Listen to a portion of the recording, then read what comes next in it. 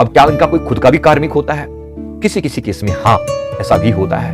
कुछ चीजें उन्हें खुद चुनी होती है, जैसे स्वयं श्री भगवान श्री रामचंद्र जी महाराज, राइट। भगवान श्री रामचंद्र जी महाराज ने, आपको पता है सभी ने, उन्होंने बाली को छुप कर मारा था इस जन्म में। जब बाली को बाण लगा तो बाली ने कहा कि आपने मुझे छुप कर क्यों मारा?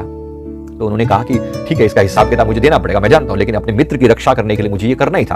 और उन्होंने बहुत सारे और तर्क दिए कि तुमने जानवर जैसा कार्य किया था, तो जानवर को छुप कर मारने में कोई समस्या नहीं है। लेकिन फिर भी उसके बावजूद भी उन्होंने उसकी बात को संतुष्ट रखने के लिए इस कर्म को अपने ऊपर लिया और कहा कि श्री कृष्ण रूप में तुम मुझे इसी प्रकार से, तुम्हारे बाण से मेरी जो शरीर है वो छूटेगा। अब ये भी अब निश्चित सा स्वयं प्रभु का, परमात्मा का रूप है वो, लेकिन फिर भी वो सृष्टि के नियमों से अपने आप को पार नहीं गिनते, क्योंकि अगर वो भी नियम तोड़ देंगे, अगर उन पर भी नियम काम नहीं करेंगे, तो बाकी सब लोग कैसे नियम फॉलो करेंगे? इसीलिए वो नियमों में चलते हैं और नियमों के पालन के कारण ही उस नेगेटिविटी को, मतलब उस कर्म को भी निभाते हैं। अगर उन्होंने किसी के साथ कुछ ऐसा कार्मिक बनाया है, हालांकि वो कर्म बंधनों से पार है, फिर भी उन कर्म को वो अपने ऊपर लेते हैं, तो उसको भी उन्हें भुगतना पड़ता है।